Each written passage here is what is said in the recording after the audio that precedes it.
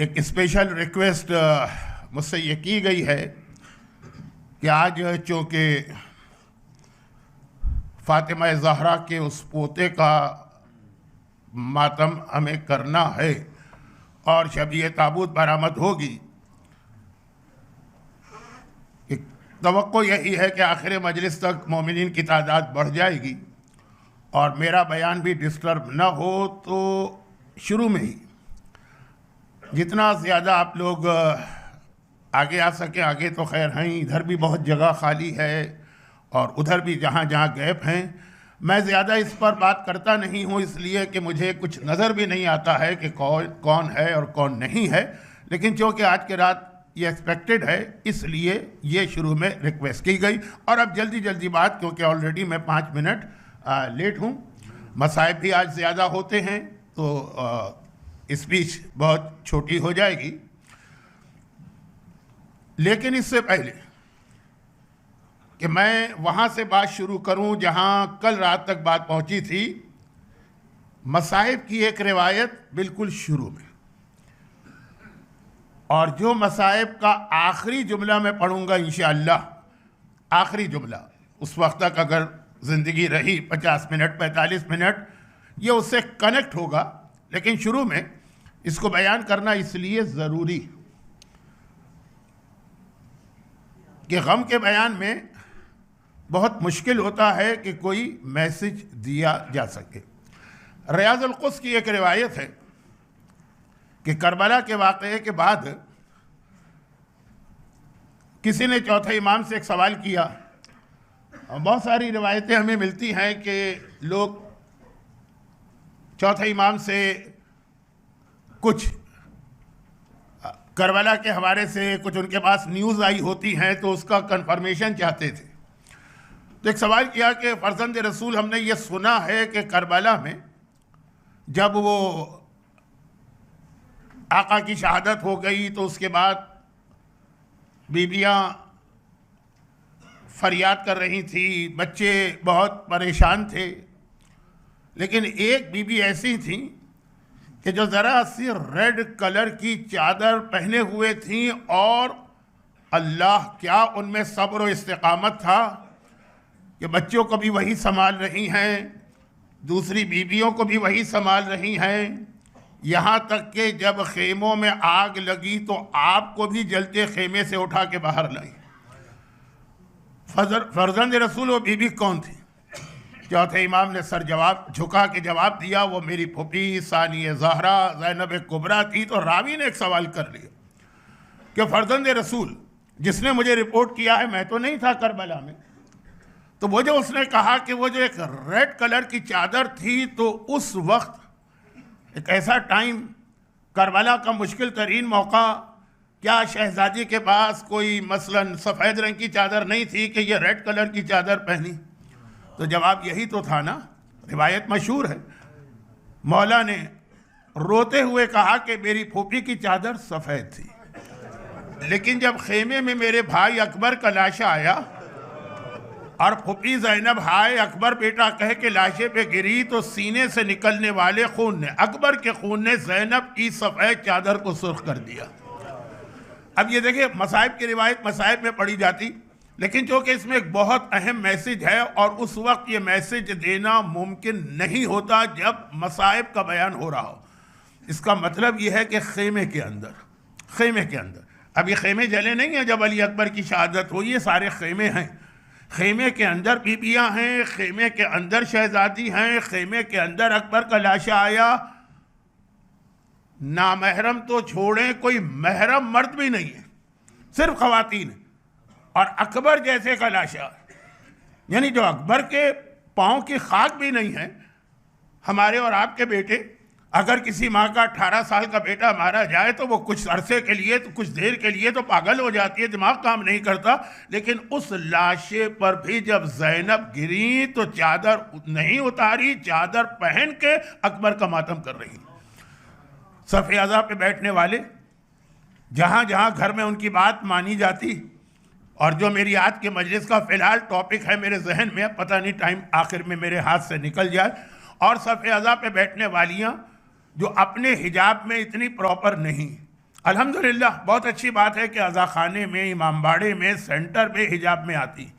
इतना एहतराम तो वो आका हुसैन का और इस सफ़े अज़ा का कर रही है, लेकिन इसके बाहर अगर हिजाब में इतनी प्रॉपर नहीं है तो आज की रात वो रात है कि इसी सफ़े अज़ा पर बैठकर ज़ैनब को उनके लाल अकबर का पुरसा देते हुए ये वादा भी ज़ैनब से करना कि शहज़ादी इसके बाद जब तक हमारे लिए मुमकिन होगा हम अपने हिजाब के बारे में कोई कंप्रोमाइज़ नहीं करेंगे।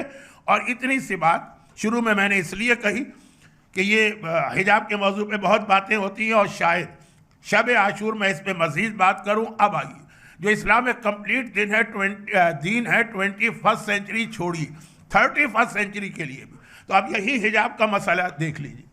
हमें हिजाब की कई कैटेगरीज बताई गई। अच्छा, मर्दों का हिजाब भी बहुत अहम चीज़ है, लेकिन जो कि टाइम इतना नहीं है तो अब और बात लेडीज़ के हिजाब की हुई है, तो हिजाब की कई कैटेगरीज बताई गई और उसके अंदर फिर हमसे 21st सेंचुरी में ये कहा गया है कि अगर तुम्हारी औरत मिनिमम हिजाब भी कर ले तभी खुदा और रसूल को राज़ी करने का और शहजादी कौनैन की दुआ हासिल करने का जरिया बनेगी। वो मैक्सिमम हिजाब नहीं मांगा जा रहा। अच्छा, कोई करे तो बहुत अच्छा। मैक्सिमम हिजाब जो आपको शहजादी के यहाँ नज़र आता, शहजादी के हालात नहीं बयान करना है, सब मशहूर रिवायतें जो अहले बैत की एक यानी बहुत ही अहम उनकी सीरत का एक कैरेक्टरिस्टिक कि जब कभी हुक्म खुदा उनके सामने आता है तो वो मैक्सिमम पे जाके अमल करते हैं, लेकिन जब आम आदमियों की बात होती है तो वो मिनिमम रिक्वायर करते हैं। मसलन मौला की बहुत मशहूर हदीस नहीं, वो खुतबा नहजुल बलागा का गालिबन 207 नंबरिंग में गलती हो सकती कि जब एक आदमी ने अपनी लाइफ को बहुत ही सिंपल कर दिया, इतना सिंपल कर दिया कि घर से निकल के दरख्त के नीचे वो रहने लगा और मौला ने कहा कि ऐ शैतान की इताअत करने वाले ये क्या कर रहा। तो उसने कहा मौला मैं आपको कॉपी कर रहा हूँ, आपकी ग़िज़ा, आपका फूड, आपका ड्रेस, आपका मकान। आपने देखा है ना कूफे की मस्जिद के पीछे मौला का मकान कितना ऑथेंटिक है, कितना ऑथेंटिक नहीं है, वो बहस चढ़ने का मौका नहीं है। तो इंतहाई सिंपल आपकी लाइफ है, तो मैं भी आपको कॉपी कर रहा हूँ। इमाम ने कहा मुझे कॉपी नहीं करो, मेरी ड्यूटी अलग है, तुम्हारी ड्यूटी अलग है। फिर तफसीली जवाब इमाम ने दिया, मजलिस में बयान होता है, आज मेरे पास बिल्कुल टाइम नहीं है। इसको इन शॉर्ट एक छोटे से वाक़ये के ज़रिए कंप्लीट कर दूँ। औरत आती और आने के बाद शहजादी कौनैन से एक सवाल करती कि शहजादी ये कितना सोना मेरे पास हो तो, नहीं ये लफ्ज़ मेरा नहीं, कितना सोना हो तो ज़कात वाजिब होती। एक फ़िक़ही मसला है, क्वायरी सोना। अब वो सारी चीज़ें बताने की ज़रूरत तो नहीं है कि ज्वेलरी पे ज़कात नहीं है और गोल्ड के बिस्किट पे ज़कात नहीं है, लेकिन बहरहाल जो है ज़कात जिस सोने पर कितना हो। तो शहजादी ने उस वक्त यही मैसेज देना था, यही उसे सवाल किया कि ये जो तू पूछ रही कि कितना गोल्ड हो तो ज़कात वाजिब है, ये अपने लिए पूछ रही है कि मेरे लिए। चकरा के उसने कहा, हैरान होके कहा, अब बिट सरप्राइज शहजादी, शरीयत तो एक है, वो आपके लिए और हमारे लिए एक है। कहा कि नहीं, फ़र्क है। अगर अपने लिए पूछ रही है तो 20 दीनार हो तब ज़कात वाजिब होती, और हमारे लिए यह है कि घर में इतना सोना रहा कैसे कि ज़कात देने का वक्त आ जाए, हम तो जो सुबह आता है शाम तक राह खुदा में दे चुके होते। हमसे नहीं कहा, ये हमसे डिमांड नहीं की जा रही, खुद ही इस वाक़े के अंदर शहजादी ने बताया। और मौला का एक बहुत ही मशहूर लेटर है, नहजुल बलागा का जो मिडिल पार्ट है जिसमें मौला के लेटर्स हैं तकरीबन 74-75। अब वो सारे लेटर्स तो कोई नहीं पढ़ता है, लेकिन उसमें 47 नंबर बहुत ही फेमस। अच्छा, अब ये बात आ गई है तो एक जुमला मैं कह दूं, क्योंकि ये भी मेरी आज की स्पीच के अंदर आगे चल के आने वाला। मौला ने जब बदतरीन दुश्मन अहले बैत मुआविया से और मुआविया के जो डेलीगेशन है उससे मुनाजरे के लिए, डिबेट के लिए, या जो कहिए कि जो भी उस वक्त बातचीत चल रही थी, अब्दुल्ला इब्ने अब्बास को भेजा, कहा तुम मेरी जानिब से जाओगे। एक जुमला कहा, नहजुल बलागा में आज भी जाके चेक कर लीजिए, रेफरेंस को बहुत ही आसान कर देता हूँ, पार्ट 2 अली के लेटर्स, उसके बिल्कुल लास्ट पेज पे जाइए और उसके अंदर ये जुमला है, मौला कहते वला तखासिबहुम बिल कुरान, देखो, उनसे कुरान के जरिए से आर्गुमेंट न करना, हदीस के जरिए से आर्गुमेंट करना।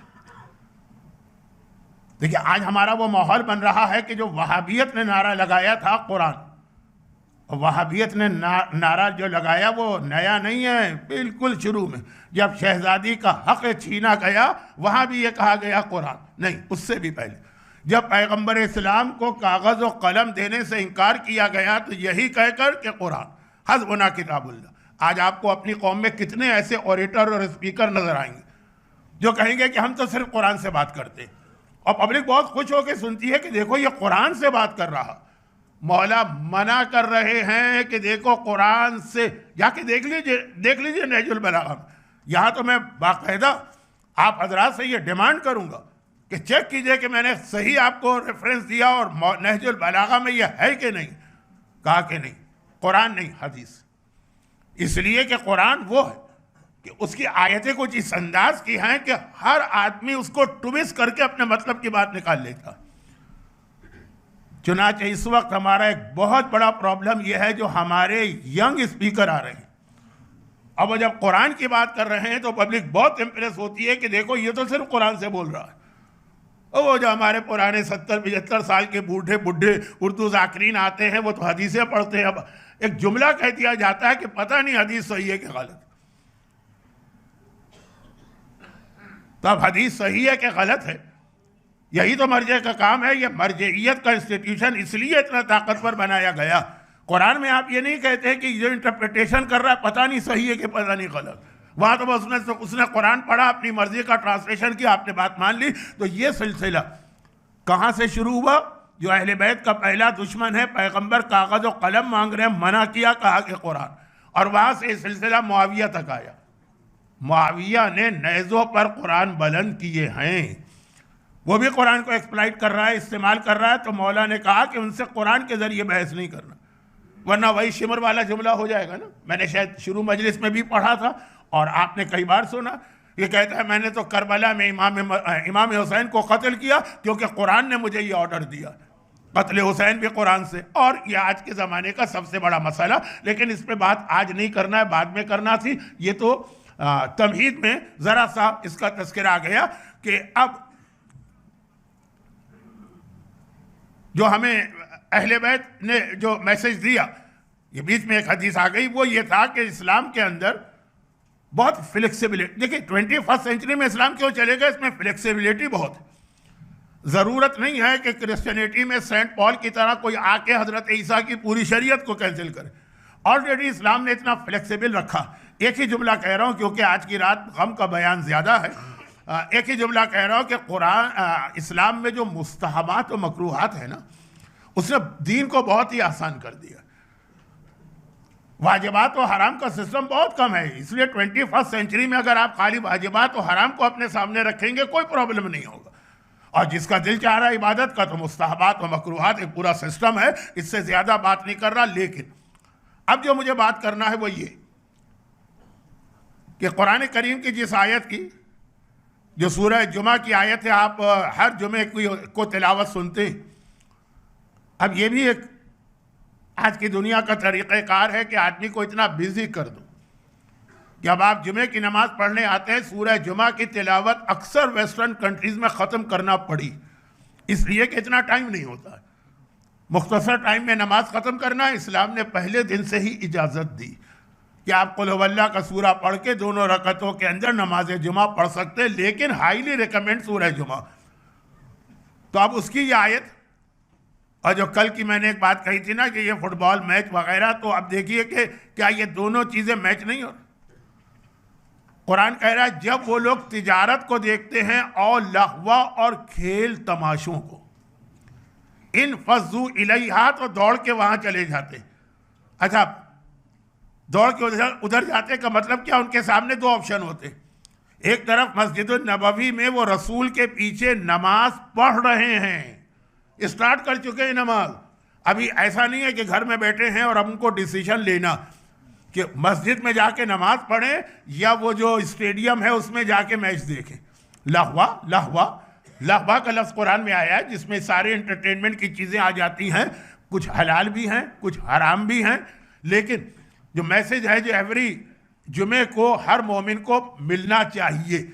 अब आजकल नहीं मिल पा रहा है टाइम की वजह से, वो अलग चीज़ है, लेकिन कुरान कह रहा है कि अब ये ऐसा नहीं है कि अभी अपने घर में बैठे, अभी घर से निकले नहीं, अभी सोचना है कि आ चुके हैं मस्जिद में, नमाज स्टार्ट हो चुकी है और नमाज पढ़ाने वाला भी अल्लाह का रसूल है, लेकिन इधर वहाँ मैच शुरू हुआ, इन फजू इलैहा, दौड़ के जाते हैं, तरकू का कायमा, और तुझे अकेला छोड़ देते हैं। तू नमाज में खड़ा है, तरकू, तुझे छोड़ के चले जाते। फिर कुरान ने वो बात कही जो कल की मजलिस के शुरू में मैंने 3 हदीसें आपके सामने पढ़ी थी ना, मौला रेशम क्यों हराम है, इमाम का जवाब, ये प्योर गोल्ड हमको इजाज़त क्यों नहीं मिल रही है, इमाम का जवाब, और वो जो एक इबादत करने वाले को जन्नत का मोती मिल गया। अब ये कुरान ने कहा कुल मा इंदल्लाह खैरुम मिनल्लाह व मिनत तिजारत, हबीब कह दो इन लोगों से जो तुम्हें अल्लाह के पास से मिलने वाला है वो इस खेल तमाशे से भी बेहतर है और इस तिजारत से। अच्छा, अभी आयतें आप बहुत सुनते हैं, टाइम भी नहीं है और ज़रूरत भी नहीं है कि मैं आपका टाइम वेस्ट करूं। तो अब कुरान ने ये कहा ना कि एक सिस्टम वो कि जहां पर कभी तिजारत के जरिए और कभी खेल तमाशे के जरिए से लोगों को रसूल से हटाया जाएगा। कंप्लीट अगर आप देखेंगे, कंप्लीट, तो ये सिस्टम बनाया मुआविया ने। यजीद करबला के वाक़े का यकीनन सबसे बड़ा कैरेक्टर या विलन हमारे सामने है, जितना यजीद को बुरा कहें कम है, और हम आमाल आशूरा वगैरह के अंदर, लेकिन यजीद के बाप का रोल बहुत अहम है। यजीद आलम इस्लाम पर ज़बरदस्ती बाई फोर्स इम्पोज किया गया उसके बाप की वजह से। अब उसके हालात बयान करने का वक्त नहीं, लेकिन मैं मुख्तसर बता रहा हूँ कि ये जो उसकी प्लानिंग और पॉलिटिक्स थी, आज की दुनिया भी उसी को फॉलो कर रही है। उसके अंदर ये 3-4 बातें बहुत अहम थी। जैसे आज की दुनिया, अभी मुझसे पहले जो इंग्लिश स्पीच हो रही थी उइस हुसैन, और आप हजरात से एक रिक्वेस्ट की जा रही थी, आज का ज़माना, अच्छा मुझे इंग्लिश ज़्यादा समझ में नहीं आती है इसलिए मैं उतना तो नहीं समझ पाया, लेकिन जो कि इस कैंपेन को मैं जानता हूँ, वैसे ही हमारे शहरों में भी ये होती है, इसलिए इसका बैकग्राउंड मुझे पता है। मैं स्पीच समझा हूँ कि न समझा हूँ, लेकिन ये मुझे मालूम कि आज की दुनिया सोशल मीडिया की दुनिया, और वही हमारे बच्चे और बच्चे तो बच्चे बड़े भी उसी चीज़ पे यकीन रखते हैं, बिलीव करते हैं जो उनको सोशल मीडिया के थ्रू आती। खैर, अब ये भी बहुत कॉमन बात है, इसको पर बात करना बेकार। सोशल मीडिया का प्रॉपर इस्तेमाल या यूजेज मुआविया ने किया था। मुआविया ने एक ऐसा एटमॉस्फेयर बना दिया था और एक पूरे आलम इस्लाम में एक ऐसा माहौल बना दिया था कि साहिबान ईमान के लिए जो रसूलुल्लाह का ज़माना देखे हैं, क्योंकि मुआविया का ज़माना और रसूलुल्लाह का ज़माना उसमें बहुत ज़्यादा फ़र्क नहीं देखे हुए, उनके लिए अपनी फैमिली और अपने बच्चों के ईमान को बचाना मुश्किल हो रहा था, और उसका ख़ास टारगेट था मोमिनीन के बच्चे, ख़ास उसका टारगेट था। जैसा मैंने खुद किसी एक वेस्टर्न कंट्री के एजुकेशन मिनिस्टर का, जो औरत थी, ये बयान सुना था कि जब लोगों ने कहा कि ये इतने लोगों को आप बुला रहे हैं, इमिग्रेशन दे रहे हैं, तो ये तो वही अपना कल्चर, अपना सिस्टम लेके आ रहे हैं और हमारे लिए प्रॉब्लम। उन्होंने कहा हमारा फोकस ये है ही नहीं, इनको करने दो जो कर रहे हैं। कितने साल करेंगे? 20 साल, 30 साल, 40 साल। हमारा मेन टारगेट इनके, यानी ओपनली कहा, ऐसा भी नहीं टारगेट का लफ्ज़ तो इस्तेमाल नहीं किया, लेकिन हमारा मेन टारगेट इनके बच्चे, उनको हम इस तरह बनाएंगे कि जब वो बड़े होंगे तो बिल्कुल हमारे सिस्टम में उसी तरीके से वो एब्जॉर्ब हो चुके होंगे जिस तरह से तुम लोग हो जो इतराज़ कर रहे थे। ये मुआविया की पॉलिसी कि मोमिनीन जो रसूलुल्लाह का ज़माना देखें, जो मनकुन तो मौला की हदीस सुने हुए हैं, जो अली का फ़ज़ाइल जानते हैं, उनको छोड़ दो, छोड़ नहीं दो, कत्ल करो, घर जलाओ, सारे टॉर्चर करो, लेकिन उनको चेंज करने की कोशिश नहीं करो। सारा का सारा तुम्हारा जो फोकस है वो इनके बच्चे होने चाहिए। और मैंने कहा ना कि आज अगर आप देखेंगे आंखें खोल के तो यही हो रहा है। अब ज़रा सोचिए, एक मोमिन, हालत यह है कि इतना सख्त मुआविया के ज़माने में सिस्टम, स्पाइस सिस्टम, सद्दाम के बारे में कहा जाता है, सद्दाम ने किससे इंस्पायरेशन लिया? मुआविया से लिया। ये जितने लोग भी हैं, जितने जालिम दुश्मनान अहले बैत आपको आज के दौर में नज़र आते हैं, ये सब के सब वही मुआविया की पॉलिटिक्स को पढ़कर, और खाली पढ़ा नहीं है, बाकायदा। एक जुमला मैं अक्सर आशूर के दिन कहता हूँ, आज नहीं कह रहा हूँ क्योंकि आज टाइम कम है, कि ये लोग हम और आप जिस तरह आका हुसैन के लिए कहते हैं ना, फया लैतनी कुंतो माकू, ये लोग यजीद और मुआविया को देख के कहते थे सद्दाम जैसे, फया लैतनी कुंतो माकू, काश हम तुम्हारे साथ होते। बल्कि वाकयात भी हैं, वो जो इमाम ज़माना ने उस आदमी की हेल्प की थी और कहा था कि अगर कभी तुमसे कोई कहे कि ये ज़ख़म कहाँ लगा, कहना सिफ़ीन में लगा। 600 साल बाद का वाकया, बहुत मशहूर है। अब मुझे नहीं पता, कुछ चीज़ों को मैं समझता हूँ मशहूर है, बाद में कोई सवाल कर देता है। आइए असल टॉपिक पर आ जाए। तो मुआविया ने एक तरफ बड़ों के लिए इतना मुश्किल कर दिया, भाई उसको सारा काम बच्चों पे करना, मोमिनीन कराम के बच्चे, लेकिन इसके लिए ज़रूरी है कि उनके कनेक्शन को काटा जाए उनके पेरेंट्स से। तो इतना सख्त माहौल जैसे सद्दाम के बारे में था कि हत्ता हस्बैंड को अपनी वाइफ के बारे में पता नहीं था कि ये कहीं सद्दाम की स्पाई तो नहीं है, और वाइफ को अपने हस्बैंड के बारे में नहीं पता। इतना, ये जितने भी जालिम होते हैं, इनमें और भी मिडिल ईस्ट के हुक्मरान हैं, लेकिन मैं इसको बहुत ही ज़्यादा खुल के नहीं कहना चाहता। तो खुलासा ये कि घर के अंदर अली का नाम वो लोग भी नहीं ले सकते जो अली को की फजीलत और अजमत को जानते और अली की मारिफत रखते। अगर कभी शौहर को पता है कि मेरी बीवी भी मोमिना, या भाई को पता है कि मेरा भाई भी मोमिन है, और कोई बात करना है अली के बारे में, तो किस तरह की जाती है। ये ज़माना आप देखिए जो 20 साल 41 हिजरा से 61 हिजरा तक मुआविया ने गुजारा है, पूरी एक जनरेशन जो दोनों मुहिब अहले बैत थे, दोनों को पता है एक दूसरे के बारे में। अभी तो मैंने कहा कि अक्सर को तो पता भी नहीं होता था मैं अली वाला हूँ, मेरा भाई। अब आप जाके देखिए तो उमर साद का अपना भाई हाशिम मिरकाल मौला का कितना मुहिब था, अली के नाम पे उसने जान दे के शहादत कबूल की, हाशिम मिरकाल। तो अब ये था कि हर फैमिली के अंदर ये था, लेकिन जहाँ दोनों को पता है कि हम दोनों भाई भाई, बाप बेटा, शौहर बीवी, वहाँ भी अगर अली का जिक्र करना होता था तो पहले तो घर के सारे दरवाजे और विंडोज़ जो है ना वो लॉक किए जाते थे, घर में से सबको निकाला जाता था, एटलीस्ट उस कमरे से। जो घर के अंदर मेड है और जो स्लेव्स हैं उन सबको किसी काम से बाहर भेज दिया जाता था, और उसके बाद फिर शौहर बीवी से कहता था कि अपना कान मेरे मुंह के करीब लाओ, कोई बात करना अली के बारे में। और फिर भी अली का नाम लेने की हिम्मत नहीं हो रही है, कहते हैं अबू ज़ैनब। मेरे मौला का ये टाइटल अबू ज़ैनब शियों के दरमियान एक कोड वर्ड बन के रह गया था। एक जुमला मैं इससे पहले पहली मजलिस में अर्ज कर चुका हूँ, अली, हसन, हुसैन, मोहम्मद, ये 4 नाम पंजतन में वो हैं कि जो इससे पहले अरब में किसी के भी नहीं थे, जबकि अरबी के लफ्ज़ हैं ये, और बहुत ही सिंपल से लफ्ज़ हैं, किसी के नहीं थे। लेकिन फातिमा और ज़ैनब औरतों के दोनों नाम बहुत पहले से चले आ रहे हैं, काफिरों में भी थे, कुफर के ज़माने में भी थे, 100 साल पहले से थे। तो अबू ज़ैनब कहा जाता था, उस वक्त जहन शहजादी ज़ैनब की जानिब नहीं जाता था। ज़ैनब के नाम की सैकड़ों औरतें थीं, जिसमें मुसलमान भी हैं, मोमिना भी हैं, अहले बैत के घराने की भी है, काफिरों की भी। तो अली के लिए अबू ज़ैनब का लफ्ज़ इस्तेमाल होता था कब? पूरा घर बंद है, सबको बाहर निकाल दिया गया है, ग़ुलाम और कनीज़ों को छुट्टी दे दी गई है, पर्दे कर्टन डाल दिए गए हैं दरवाजे और खिड़की पर, घर में कोई नहीं है, शौहर बीवी के कान के करीब मुँह ले जाके कोई बात कहना चाह रहा है, वहाँ भी अली का नाम नहीं आ रहा है बल्कि अबू ज़ैनब। अब समझ में आ रहा कि पैगंबर ने कुछ एक स्टाइल की 3 हदीसें क्यों इरशाद फरमाई। पैगंबर, वही जो मेरा असल मौजू है, 21st सेंचुरी क्या, 31st सेंचुरी क्या, 41st सेंचुरी तक को देख के ये सारे इरशादात हमारे सामने पेश कर रहे हैं। कौन सी हदीस?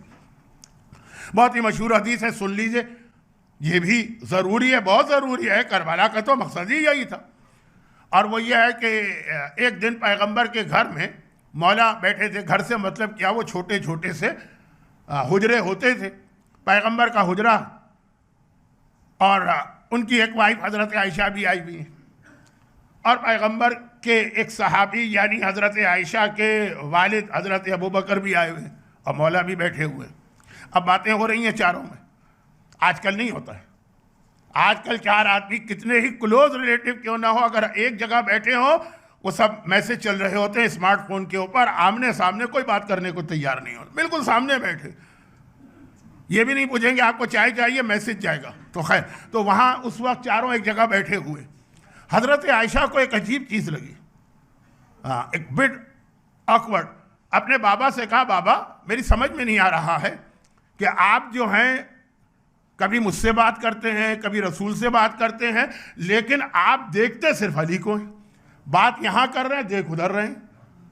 तो हजरत अबू बकर ने मुस्कुरा के कहा कि मैंने चूंकि रसूल से सुना था, नजर इला वजह अली इबादा, अली के चेहरे को देखना इबादत है, तो मेरा दिल चाहता है जितनी देर यहां बैठा रहूं इबादत करता रहूं।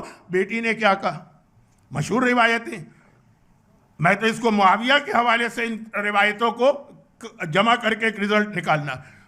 बेटी ने क्या कहा, हजरत आयशा, उन्होंने कहा बाबा आपने सिर्फ इतना सुना, मैंने तो रसूल से यह भी सुना है कि रसूल ने फरमाया जिक्रो अली इबादा, अली का जिक्र करो ये भी इबादत है। पैगंबर ने बाप बेटी की बातचीत सुनी, पैगंबर ने इंटरफेयर किया और कहा कि तुमने सिर्फ इतना सुना है, मैंने तो यहां तक कहा है हुब्बो अली इबादा, दिल में अली की मोहब्बत रख लो तो ये भी एक इबादत है। तो जितनी क्या मतलब कि जितनी देर आप इस सफ़े हज़ा पे बैठे मजलिस सुन रहे हैं या कोई और काम कर रहे हैं, अगर दिल में मोहब्बत अली है, इबादत का मीटर चल रहा है, वो एक अलग से आपको सवाब मिल रहा है मोहब्बत अली का। लेकिन जब ये तीनों हदीसें हमने पढ़ी और साथ में मुआविया का ज़माना देखा, मुआविया से लेके सद्दाम, लेकिन मैं स्टार्ट वहाँ से कर रहा हूँ, तो ज़माना देखा, अब समझ में आया कि अगर पैगंबर सिर्फ इतना फरमाते कि अली के चेहरे को देखना इबादत है, तो क्या हम और आप कंप्लेन नहीं करते कि या रसूल अल्लाह आप तो 21st और 31st और 41st सेंचुरी के भी रसूल हैं, तो इबादत खाली उन लोगों को दे के जा रहे हैं जो 41 हिजरा तक, अली के ज़माने तक थे, 40 हिजरा तक। रसूल आप हमारे भी हैं, आज के ज़माने के, जैसा मैंने कहा मार्स, जुपिटर, सैटर्न, कहाँ कहाँ हम जाएंगे वहाँ भी रसूल है। लेकिन ये बात, बाकी हर इबादत आपने हम सबको दी है, नमाज उनको भी दी, हमको भी दी, रोज़ा उनको भी दिया, हमको भी दिया, हिजाब उनको भी दिया, हमको भी दिया, तिलावत कुरान उनको भी दी, हमको भी दी, हज उनको भी दिया, हमको भी दिया, तमाम इबादतें। ये इतनी बड़ी इबादत अपने ज़माने के लोगों को दे के गए, हमको छोड़ दिया। तो पैगंबर ने कहा नहीं, मैं आदिल खुदा का आदिल नुमाइंदा हूँ, क़यामत तक का दीन लेके आया हूँ, 21st क्या 31st क्या 41st सेंचुरी के मोमिन को भी महरूम नहीं करूँगा। जो अली के ज़माने में मौजूद हैं वो अली के चेहरे को देख के इबादत का सवाब लें, जो अली के बाद आ रहे हैं अगर चेहरा नहीं देख सकते तो अली का जिक्र करके इबादत का सवाब लें। एक बार मुआविया के ज़माने का मोमिन खड़ा होगा और कहेगा या रसूल अल्लाह हमारी भी कंप्लेन सुन लीजिए कि चलें, उन लोगों ने अली को देखा, बाद के लोगों ने अली का जिक्र किया, हम क्या करें जो इतने सख्त दुश्मन अली के ज़माने में आए हैं। हमारा कसूर तो नहीं है ना, अल्लाह ने हमसे तो नहीं पूछा तुम्हें कहाँ पैदा होना है, हमने कहा मुआविया के दौर में, हमें तो अल्लाह ने इस दौर में पैदा किया, हम तो अली का जिक्र भी नहीं कर सकते, तो क्या हम इस इबादत से महरूम रहेंगे। पैगंबर ने मुस्कुरा के कहा कि नहीं, तुम भी महरूम नहीं रहोगे, जो अली के ज़माने में है अली का चेहरा देखकर इबादत का सवाब लेंगे, जो अली के बाद हैं अली का जिक्र करके इबादत का सवाब लेंगे, और जो मुआविया और सद्दाम जैसों के ज़माने में है वो दिल में अली की मोहब्बत रखकर वही सवाब हासिल करेंगे।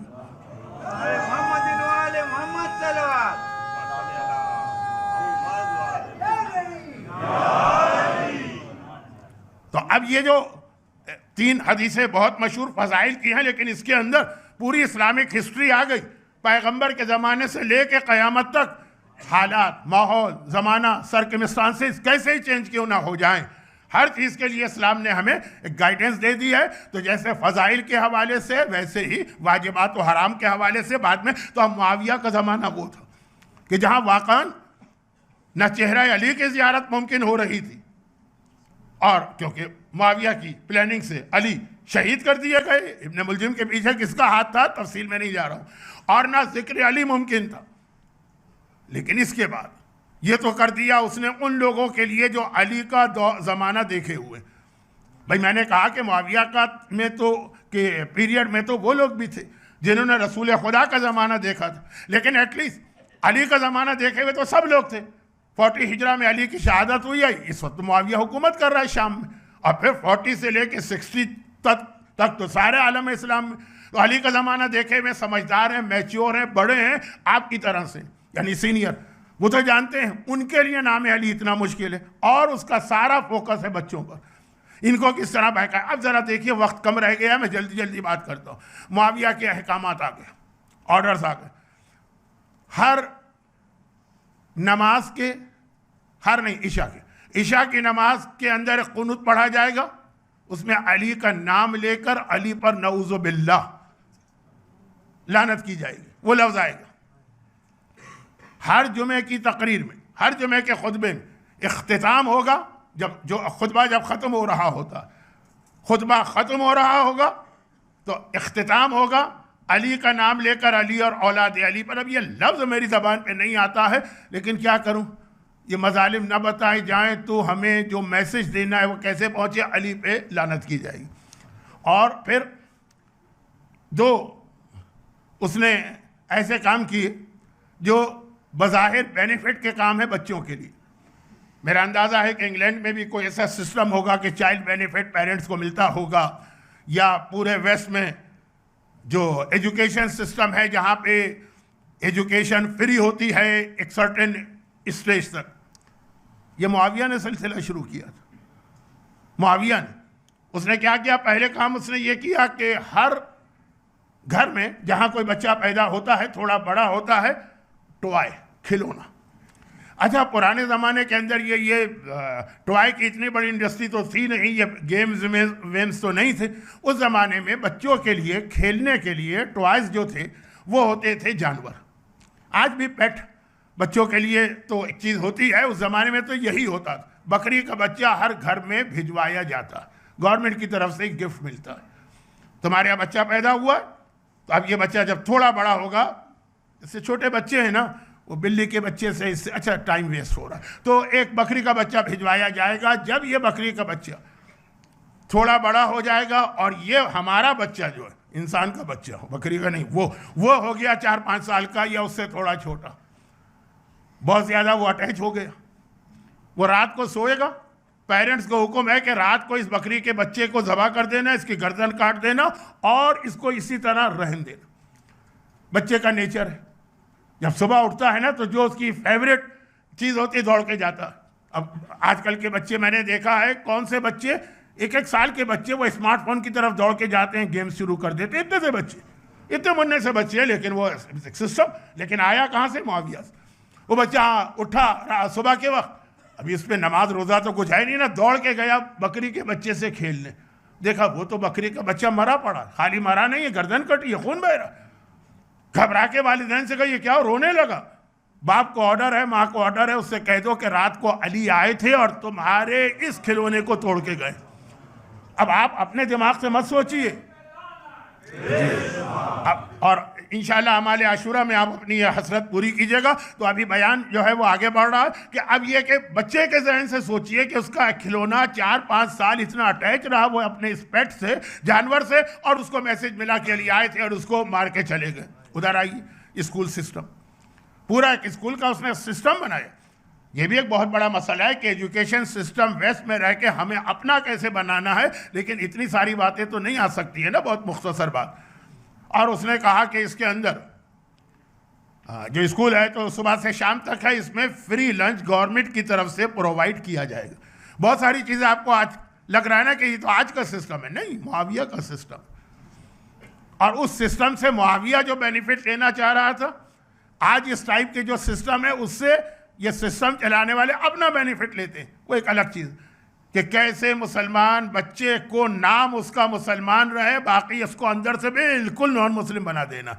बहुत ही एक सीरियस टॉपिक है, लेकिन टाइम नहीं है, सिर्फ 3 या 4 मिनट मेरे पास बच रहे हैं, मैं तो इसमें कंप्लीट नहीं कर पाऊंगा, जल्दी जल्दी बात ख़त्म होगी। अब यह है कि फ्री लंच और सुबह से शाम तक बच्चे को स्कूल में रहना। बच्चे जाते हैं खुशी से, शौक से, उसके बाद लंच का टाइम आता है। बेहतरीन जो ज़माने के एतबार से खाने जो बच्चे को बहुत ज़्यादा पसंद है, जो उसके अपने वालिदैन भी अफोर्ड नहीं कर सकते, ख़ास तौर पर मोमिन घराने, क्योंकि साहिबान ईमान का शियों का कत्ल भी हो रहा है और उनके बिजनेसेस भी तबाह किए जा रहे हैं, उनके सोर्स ऑफ इनकम को भी ख़त्म किया जा रहा है। गवर्नमेंट की जानिब से जो बेनिफिट मिलते हैं उसमें पहला ऑर्डर है कि जो अली वाला है उसका नाम उस लिस्ट से काट दो। ये सारी चीज़ें आप मजलिसों में सुनते आए हैं, तो मैं बहुत इशारे करके आगे बढ़ रहा हूँ। अब लंच का टाइम आया, सुबह से बच्चा भूखा बैठा है, प्यासा भी है, वहाँ का माहौल, अरब की गर्मी, पूरे ये इस्लामी दुनिया का सिस्टम है। और वो सुफरा बिछाया गया और उस पर बेहतरीन खाने आ गए। जो खाने आपको पसंद है वो आपके बच्चों को पसंद नहीं है, बच्चों की पसंद अलग होती है।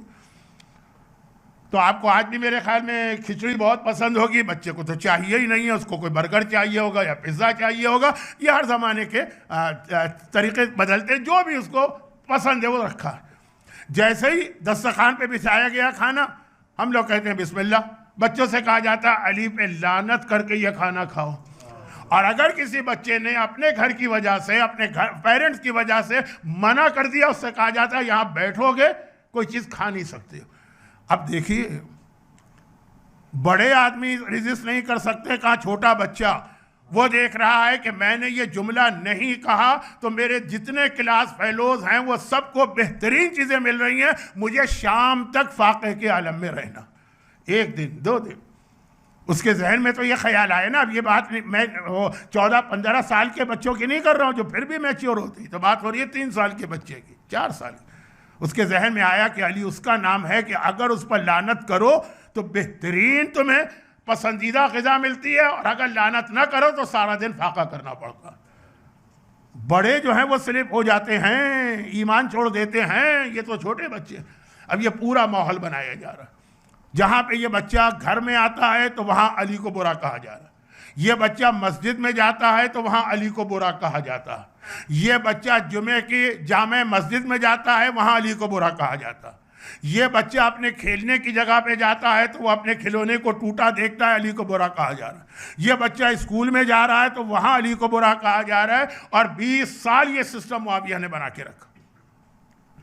अच्छा, यहाँ पे मैं एक छोटी सी बात ज़रूर कहूँगा, और अभी मेरा मौजू जो है बहुत ज़्यादा, यानी जल्दी में ख़त्म तो नहीं हुआ, बस यहीं पे मैं छोड़ रहा हूँ, बाकी बातें कल होंगी शब आशूर। लेकिन एक छोटी सी बात कह दूँ, और वो ये कि इसके सामने जब तक अली थे, भाई अली की खिलाफत तो 5 साल से कुछ कम तक रही ज़ाहिरी, वरना अली तो कायनात के बादशाह हमेशा से और हमेशा रहेंगे।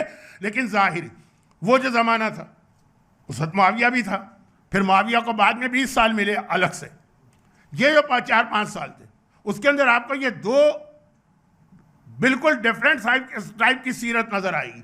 एक छोटी सी बात, जब जंग सिफ़ीन हुई ना तो मुआविया की फौज पहले सिफ़ीन में पहुंच गई,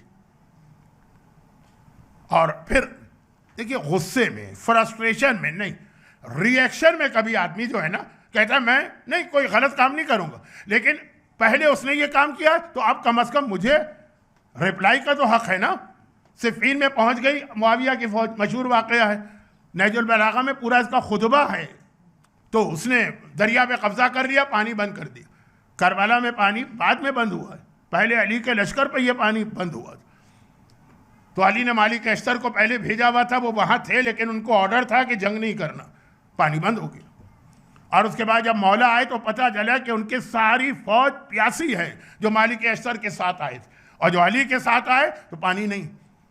और वहाँ पे मुआविया का ऑर्डर है कि इन लोगों को प्यास से हमको मार देना।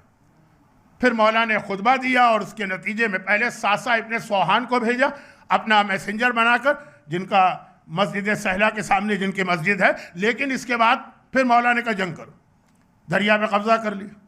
जब दरिया पे कब्जा कर लिया और फुरात वापस मिल गया तो अली के लश्कर वालों ने कहा या अमीरुल मोमिनीन, ऐसा जलील दुश्मन कि उसने पानी तक बंद कर दिया, अब हमको तो ये इजाज़त है ना कि हम भी इसके ऊपर पानी बंद करें। मौला ने कहा खबरदार, ये जाहिलियत की बात ना करना, अगर वो कोई ऐसी बात कर रहा है जो ह्यूमैनिटी के खिलाफ है तो तुम्हें हक नहीं है इस तरह से उसका जवाब देने का।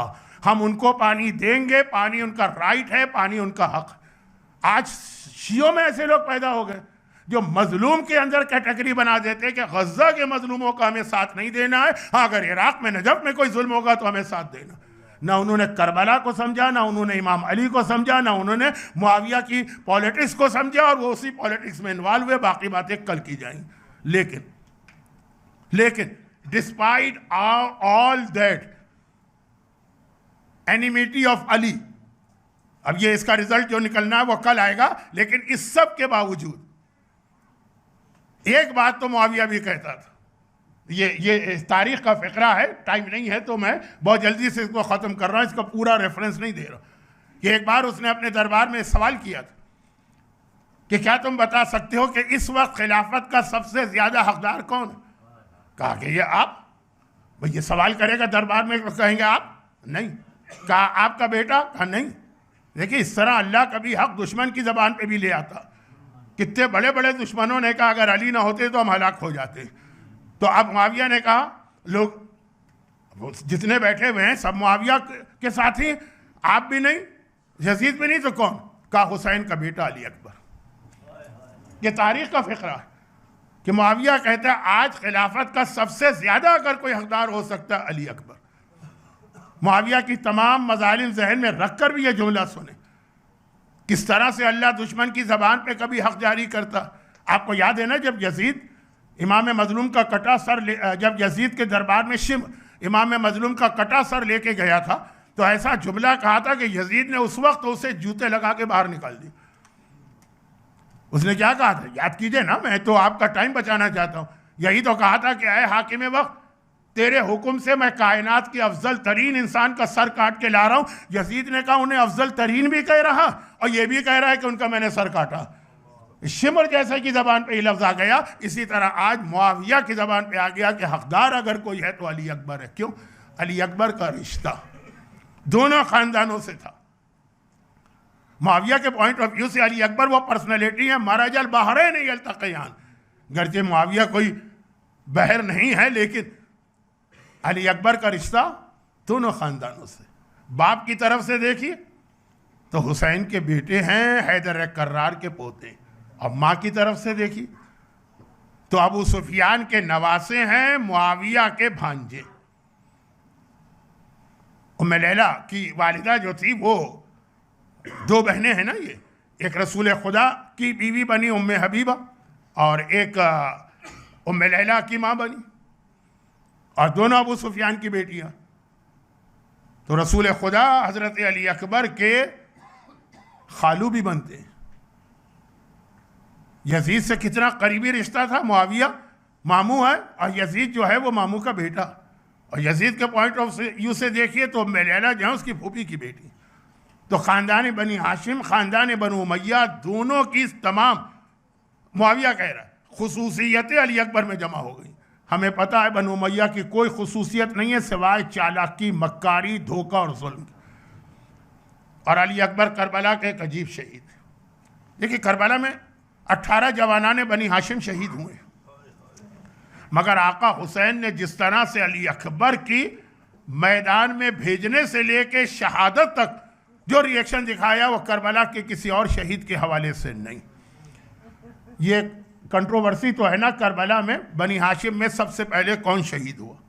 लेकिन आजकल तो आप लोग खुद बहुत ज़्यादा करबला जाते हैं, तो अली अकबर की जब आप ज़ियारत पढ़ते हैं, अली अकबर की ज़ियारत कहाँ पढ़ते हैं? आका हुसैन के पायती ना। तो क्या कहते हैं? अस्सलामु अलैका या अव्वला क़तीलिन मिन नस्ल खैर सलील। ऐ नस्ल रिसालत के सबसे पहले शहीद, आपको हमारा सलाम। आशूरे का जिहाद शुरू हो चुका है, ज़ोहर की नमाज भी हो गई है, और आखिर में वो वक्त आ गया कि सारे असाब मारे गए हैं, अब सिर्फ बनी हाशिम बचे। हुसैन ने अकबर को देखा और कहा, अकबर बेटा सबसे पहले मख्तल में तू जाएगा। हुसैन पहले अपने लाल का लाशा उठाएगा, बहन के बेटे, भाई के बेटे, इन सब की बारी बाद में आएंगी।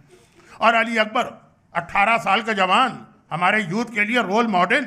आजकल की दुनिया के एंटरटेनमेंट में फंस जाने वाले बच्चे ज़रा देखें, 18 साल का जवान अकबर कहता है, अभी तो आगाज़ है शबाब का, दुनिया के मज़ों का। लेकिन अकबर कहते हैं, बाबा मैं तो कब से इंतज़ार कर रहा था कि आप मुझे मैदान में जाने का हुक्म दे। ये कह के अकबर घोड़े पे सवार हुए, मख्तल की जानिब चलना चाहते हैं। हुसैन ने रोक लिया। अकबर बेटा कहाँ जा रहा? कहा, बाबा आपने मुझे हुक्म दिया है, मैं तो इंतज़ार कर रहा था। कहा, वो मैंने कहा, तू इस तरह नहीं जा सकता है, पहले जाके खानदान की सारी खवातीन को खुदा हाफिज कहे, फिर तुझे मख्तल में जाने की इजाज़त। आप सोच नहीं सकते अली अकबर के लिए यजीद की 30,000 की फौज का मुकाबला करना बहुत आसान है। हैदर करार का पोता है ना, फातेह खैबर का पोता है ना, 30,000 के लश्कर का मुकाबला करना आसान।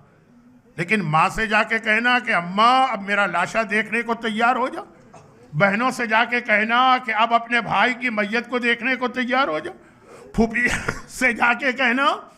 अकबर का असल इम्तिहान ये था और हुसैन ने पहला इम्तिहान ये लिया। अब अली अकबर खेमे का पर्दा हटा के सहने खेमा में दाखिल होते हैं, वो जो मेन गेट पे पर्दा है वो हटा के सहने खेमा में माँ की तरफ जा रहे हैं, माँ के खेमे में जा रहे हैं, दिल में सोचते जा रहे हैं माँ को कैसे ये पैगाम दूंगा कि अम्मा तेरा 18 साल का जवान मरने जा रहा। मेरे एक उस्ताद ये जुमले कहते थे, जब उम्मे लैला के खेमे में पहुंचे तो एक अजीब मंजर देखा कि मुसल्ला बिछा के उम्मे लैला बैठी। अकबर घबरा गए, मादर गरामी ज़ुहरैन की नमाज तो पढ़ी जा चुकी है, मगरिबैन में बहुत वक्त बाकी, ये कौन सी नमाज के लिए आपने मुसल्ला बिछाया? कहा अकबर तुझे पता है इस जालिम से मेरा रिश्ता है, मैंने अल्लाह से नजर की है और मन्नत मानी है, मेरे अकबर का लाशा जल्दी से आए तो मैं 2 रकत नमाज शुक्राना पढ़ूं। यह है करबला की माँ। अली अकबर ने मुस्कुरा के कहा अम्मा आपने तो मेरा सबसे बड़ा मसला हल कर दिया, मैं तो ये सोच के आया था कि किस तरह से ये पैगाम आपको दूंगा और आप कैसे बर्दाश्त करेंगी। लैला ने कहा अकबर बेटा जल्दी से जा, मुझे अपनी मन्नत को पूरा करना है। अली अकबर बाहर, और अब अली अकबर कायनात का शायद सबसे बड़ा इम्तिहान अली अकबर के लिए हो, फूफी ज़ैनब से कैसे जाकर कहें। अकबर यकीनन लैला का बेटा है, लेकिन शुरू से ही ज़ैनब ने अकबर को अपनी गोद में ले लिया था। हुसैन से रिक्वेस्ट की थी, उस वक्त तक ज़ैनब के यहाँ औन मोहम्मद पैदा नहीं हुए। कहा भैया अपना ये बेटा मुझे दे दे, तेरे पास तो एक बेटा चौथे इमाम तो पैदा हो चुके हैं। हुसैन मसला मुहावरतन कह रहा हूँ, ज़ैनब तो अगर जान भी मांगे तो हुसैन जान दे देगा, अकबर को ले जा। अकबर ज़ैनब के पास ही रहा, बचपना वहीं गुजरा, जवानी का आगाज़ वहीं हुआ।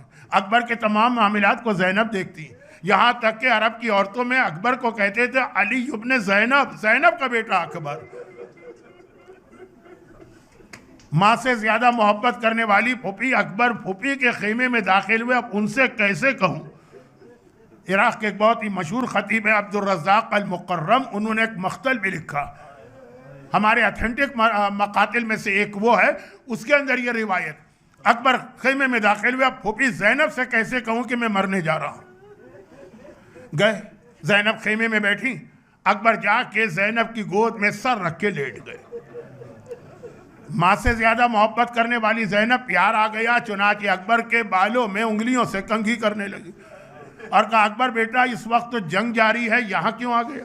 कहा फूफी अम्मा अचानक एक मसला पेश आ गया और वो मैं आपसे उसका जवाब लेने आया हूँ। ज़ैनब ने कहा अकबर तेरा बाबा इमाम वक्त है, मसले का जवाब तो वो देगा। कहा कि नहीं, आपको पता है जब से मैंने मसला पूछना शुरू किया हमेशा आपसे पूछा, तो ये मसला भी मुझे आपसे पूछना। ज़ैनब ने कहा अच्छा बेटा जल्दी से पूछ क्या मसला। कहा सिर्फ इतना बता दीजिए आपका रुतबा बुलंद है कि मेरी दादी फातिमा ज़हरा का रुतबा बुलंद। अल्लाह, ज़ैनब की हालत, माँ का नाम सुना बेचैन और बेकरार हो के अपनी जगह से खड़ी हो गई। अकबर बेटा ये क्या सवाल कर लिया, कहाँ शहजादी फातिमा, कहाँ मैं उनकी ये कनीज। अकबर ने कहा फूफी अम्मा अगर ऐसी बात है तो एक काम कर, आज फातिमा के बेटे पर अपने इस बेटे को कुर्बान कर दे। ज़ैनब ने कहा अकबर किसी और तरह से अगर मुझे तेरे मरने की खबर आती तो शायद तेरी फूफी भी मर जाती, मगर इस तरह से तूने कहा जा अम्मा फातिमा के लाल पे मेरा लाल कुर्बान। अकबर बाहर निकले। पूरे वाक़या करबला में ये ओनली वाक़या कि दुश्मन लश्कर यजीद कहता है हमीद इब्न मुस्लिम कि मैं देखता था कि ये वाहिद ओनली मुजाहिद है कि जब ये बाहर आता था खेमे का पर्दा उठता था फिर गिर जाता था, पर्दा उठता था फिर गिर जाता था। होता क्या था, अकबर बाहर आना चाहते हैं, कभी कोई फूफी आके लिपट जाती है, अकबर बेटा एक बार तो अपनी ज़ियारत और करा दे। कभी कोई बहन आके लिपट जाती है, अकबर भैया एक बार तो मुझे और अपनी ज़ियारत करा दे। यहाँ तक कि हुसैन सहने खेमा में आए, कहा बीबियों अकबर का रास्ता मत रोको, बाहर इंतज़ार हो रहा है। अकबर घोड़े पे सवार हुए तो पहली बात, करबला का कोई मुजाहिद ऐसा नहीं है इतनी बार खेमे का पर्दा उठा और गिरा। अकबर घोड़े पे सवार मख्तल की जानिब चले, वक्त बहुत गुजर गया। अकबर का नाम ले, अजान अकबरिया याद आती है, अजान अकबर याद आती है, तो नमाज का वक्त याद आता है। बस जल्दी जल्दी आखिरी जुमले, अकबर चले चले, अभी थोड़ी दूर चले होंगे। और उधर हुसैन, और कोई ऐसा मुजाहिद था? हुसैन एक मर्तबा हाथ उठा के कहते हैं, खुदा बंदा, मैं इस वक्त उसको मख्तल में भेज रहा हूँ जो सूरत में भी मेरे नाना की शबी है, सीरत में भी मेरे नाना की शबी है। और फिर क्या कहा? आए पिसारे साथ, तू देख रहा है मेरा बेटा मरने जा रहा है, खुदा तेरी नस्ल को मुनक़ता करे। और किसी मुजाहिद के वक्त इस तरह से आका ने उमर साद को बद्दुआ दी थी। और इधर अकबर ने घोड़ा आगे बढ़ाया, घोड़ा आहिस्ता आहिस्ता स्पीड पकड़ रहा है। अकबर को ऐसा लगा कोई मेरे पीछे आ रहा है।